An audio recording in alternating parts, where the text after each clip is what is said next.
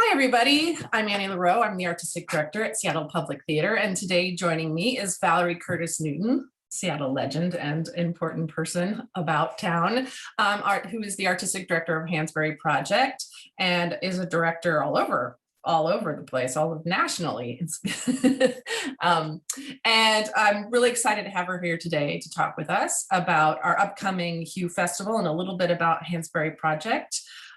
So thanks for joining me. Oh, my pleasure. Yay. So for people who may not know you, which I can't imagine someone doesn't, but if they don't, tell us a little bit about what brought you to the theater community here. And In 1993, I decided that, and that was a good year for an influx of people. There are a bunch of us who arrived yeah, all at the same time. But I came from Hartford, Connecticut, to attend graduate school at the University of Washington.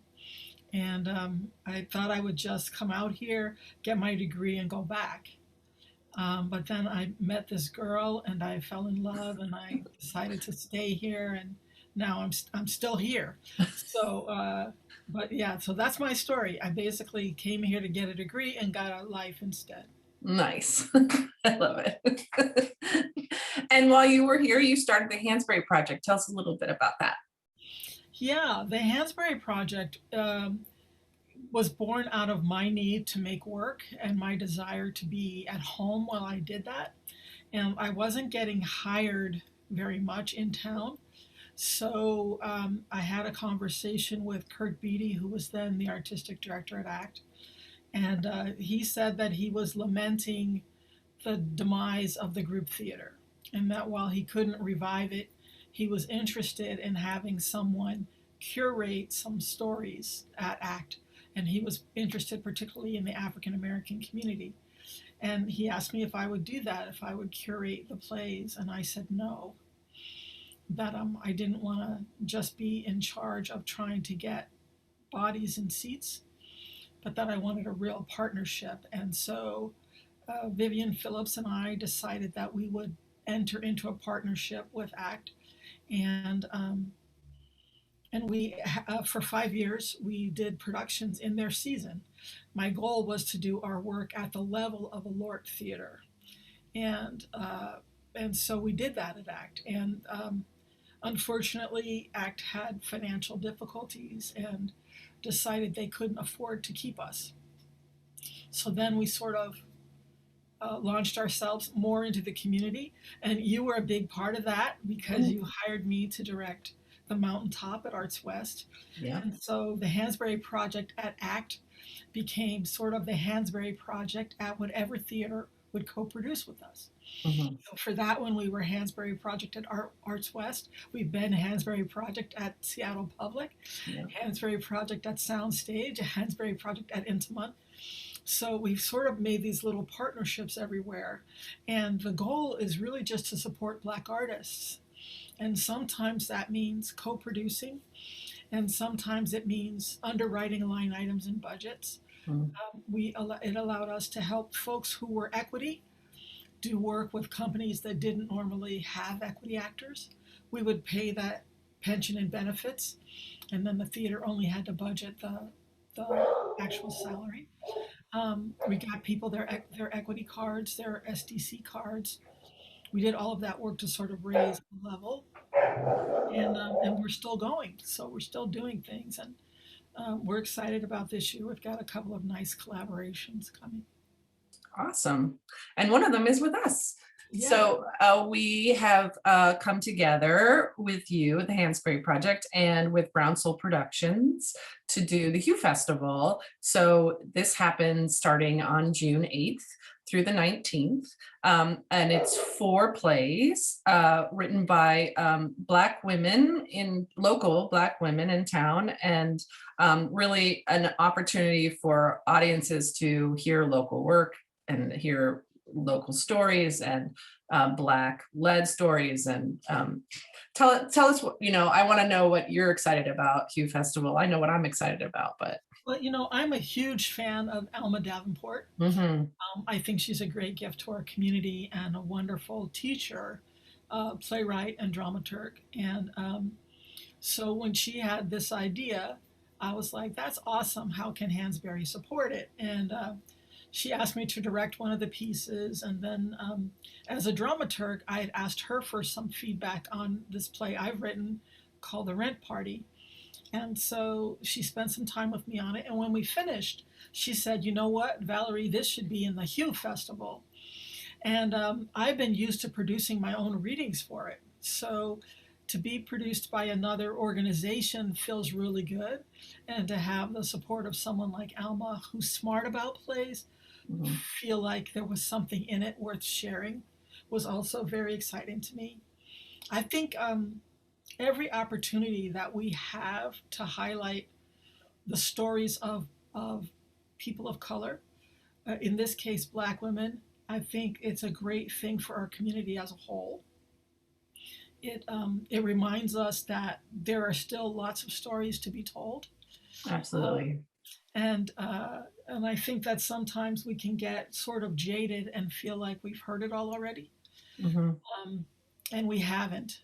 Even even a simple family story um, with a different kind of family becomes new all over again. Yeah. And I think that that's a great thing and a great risk for companies to take. Hmm. I think that it's also, and you and I have talked a little bit about this before, it's impossible to talk about being inclusive and having that just be about bodies in the house. Yeah. Otherwise, it will always feel like people of color are a guest in your house Right. rather than actually having partial ownership. But that transition point from it being owned completely by one group and then being shared by many, that's like watching the sausage get made, Right. because people are used to a certain way things go. They're used to sitting in their seat when they come to the theater. Right. And now they may roll up and someone might be sitting in their seat. Yeah. And that causes feelings. People have feelings.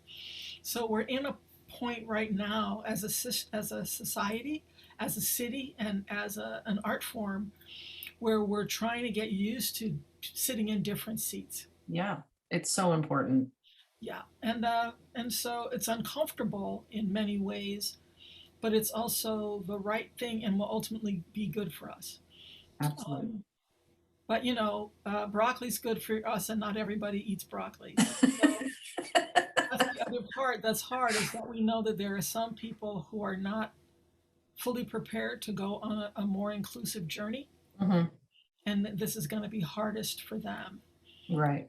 And I try to have a certain level of compassion, and I try really hard not to let them stop the show.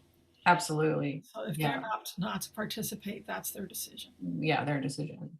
And what my hope too with the Hue Festival, and we've talked about this, is that it lives beyond just this digital offering, that when we're back and in person, that this is something that we can do ongoing annually. So, and maybe even more than annually, it will just all depend on finances, about really highlighting this work, the work of people of color in our community, and continue on and do it in person, and possibly bring some of these plays to life. Yeah, I think that the other thing, Annie, about that is it's very important that people understand that more diversified offerings does not mean less for anyone, right? So when we make a play that has a Black protagonist and is written by a Black person, it doesn't mean that white people can't come. Right. It doesn't mean that white people won't be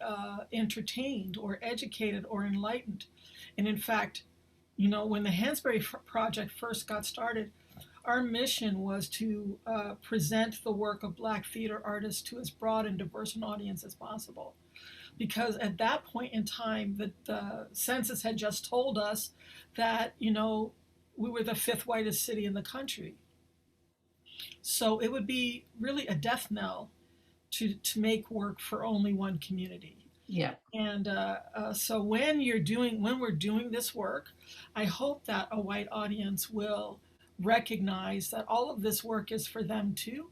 It Mm. doesn't privilege their point of view, but it doesn't mean that there's not something in it for them. Mhm. And when we talk about universality, we usually talk about it as it relates to white plays being universal for everyone, and then as an excuse then not to do the other kind of work. Mhm. But we're already doing this and it's universal, so it doesn't Right. matter if we do this other thing. Well, all the work is universal. And so then it's open to everyone, and we actually should be honest about that. I love that. Yeah, I love it. If people are interested in donating to Hansberry Project, the website is hansberryproject.org. So I encourage you, as I did during our gala, to look at these websites, donate to these organizations. They need your support as much as we need your support. And before we sort of wrap things up, I wanted to ask sort of, and I've been asking everybody this question about now that we're sort of heading into reopening and the possibility of theaters becoming we're attending live performances again, what is your hope and dreams of where this crucial time might have shifted and taken us, and what you hope to see happen within our community? I hope that the spirit of experimentation and a recognition that we have to do some things differently Mhm. becomes standard operating procedure. It's very difficult when money is at stake Yeah. to stay brave. And we go into survival mode, and very often it's not the best in us that comes out when we're in survival mode. So, how do we stay expansive and inclusive and brave?